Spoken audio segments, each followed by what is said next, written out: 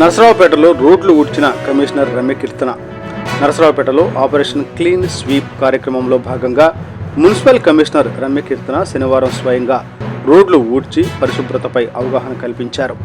Municipal నిబంధనలు ఉల్లంఘించిన పలు దుకాణాలు, ఆసుపత్రులకు నోటీసులు జారీ చేశారు.